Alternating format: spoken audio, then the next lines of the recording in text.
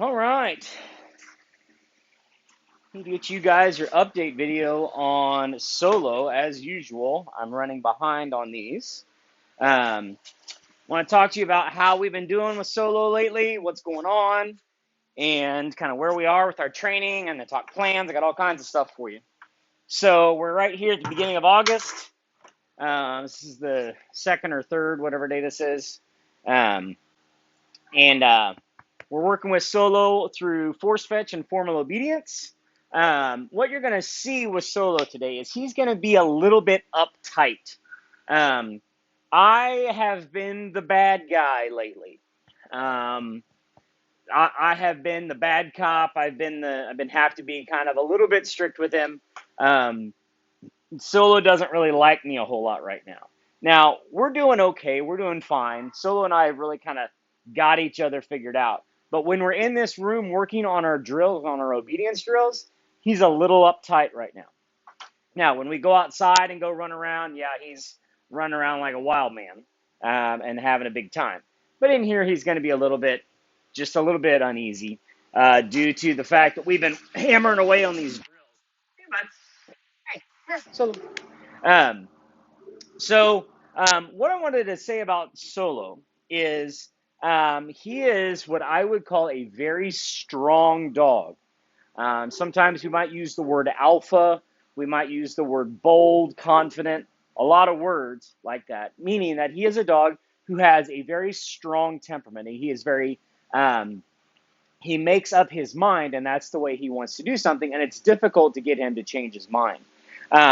So I'm glad that I've got to have the chance to work with him to help him understand that he does need to be more flexible. He does need to learn how to do what we say even when he doesn't want to do it. Because he's great at doing stuff when it's what he wants to do. But we want to make sure that he understands that he's going to be working with us. So we're getting there on that. It's working. Um, so we're making good progress on that. And when I say strong, I mean not only with a temperament, but he is also a large, powerful dog. This is a big, a big muscular dog. He is going to grow a lot more muscle over the next year. He's going to look a lot like Tycho when he's done. And so, getting all of this stuff under control now will really help out. But at this point, he's basically an unruly teenager. That's really pretty much the way to think of it is kind of an unruly teenager. And we're working on getting some of these things under control. So we're in here working on force fetch and formal obedience. And what you're going to see is that he is going to try to escape the pressure. And what I mean by escape is he's going to want to leave the setting where we are. And so what he's going to try to do is he is going to try to go out this door back here behind me. That is what he wants because that door will escape and get him back to his kennel where he can go to his bed and not have me give him, some rules as to what we're going to be doing. So you're going to see that's how he's going to be trying to get away. So you're going to see him lunging. You're going to see him trying to pull back to get away back into that corner. Now, you also might notice that I've got the fan running. He's already panting. It's hot. So we're definitely working with the weather is hot. It's early in the morning, so it's not too bad. But he's been out running around a little bit, so he's already warmed up. But since we are controlling the mouth, it's important that we remember we don't want to let him get too hot because then he's panting, and then that works kind of counterproductive to what we're trying to do. So we got to kind of keep all those things in mind. So we kind of got started on this in the past. In the past videos, you saw that we got started on working on our formal obedience, and this is going along just fine. He understands these rules very well. He knows how to walk on a leash cue. He knows how to sit on command. All that stuff is going just fine. The big thing we've really been adding to this is adding the control of the mouth and the electronic pressure, the e-collar. Okay.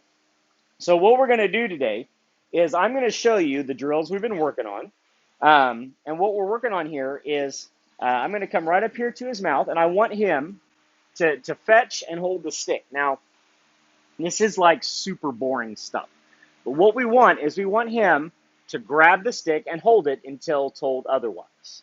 So what we're going to do is we're going to give a command for this. And we've been working through the process for this. Fetch, fetch, fetch. Good.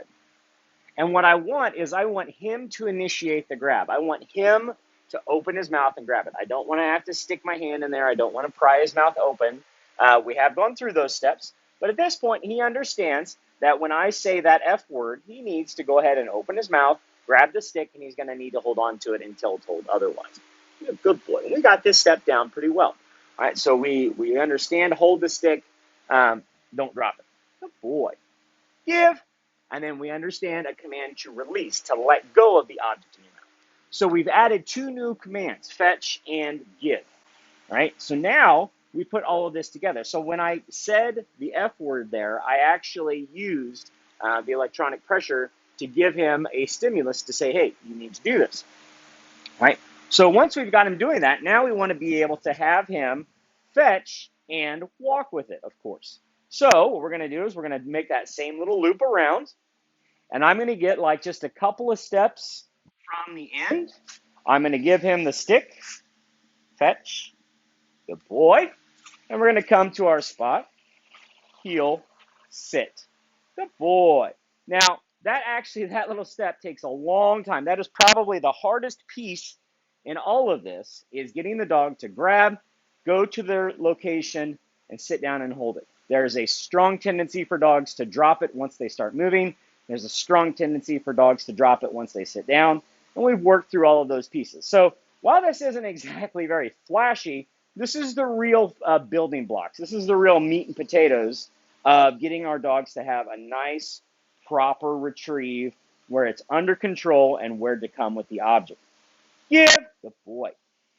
So we'll do one more little right here. We'll walk a little bit further. Good boy. All right. Right here. Okay. Get, fetch. I almost said the wrong word. Fetch. He's giving me a little resistance. That's okay. Fetch. Good. No. Fetch. There we go. Good boy. Good. And the reason he's pulling hard here is because he's thinking about the door. Good boy. But we want him to stay under control and continue to work with me. And he's doing just fine with that. Good boy. Good. Give. Good. Very nice. So the major mechanic pieces, I like what I see out of Solo. He's making, I would say, very typical progress. He's not moving through this super fast. He's also not going through this particularly slow. Hey, bud. Come here. I'll give you some love. Come here. Hey. Come on, Solo. Right here. Come on. Hey. Right here. Come on. I know I've just been being mean to you. Come on. Right here. Here. Hey, right here. There you go. Good. Good. Good boy. Yeah. So, wanted to talk to you a little bit about scheduling. You know, we're here at the beginning of August, and at this point, I have pretty well put together my entire schedule for the fall of what I'm going to be doing. Now, we talked, when you dropped him off, we talked about doing some hunt testing for this fall, and I wanted to give you some specific dates for this. The unfortunate thing is the dates are later than I was hoping they would be. So the date for the first hunt test is the third week in September, which is the 25th. Would be the first test that he could run. And then the second test he could run would be October 16. So those are pretty late. I think that may be a little bit later than you were hoping to do. So I don't know if you want to go that long and have him here through mid-October. I personally am more than happy to have him here and continue working with him through mid-October. However, if, I know you guys are going to get back to school and get back, kind of back into the routine. You'd probably like to have your dog with you. If you want to skip the hunt testing, I totally understand that. If you want me to continue to do it, I'm thrilled to get to continue working with Solo.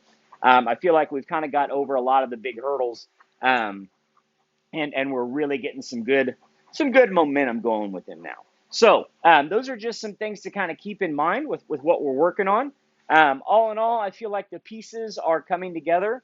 None of it's very exciting and very flashy at this point, but the pieces are coming together the way I want them to. And Solo is going to make a really great dog. But the hunt testing, that's kind of up to you, and really just kind of depends on your schedule what's going to work best for y'all. So that's a good look at Solo.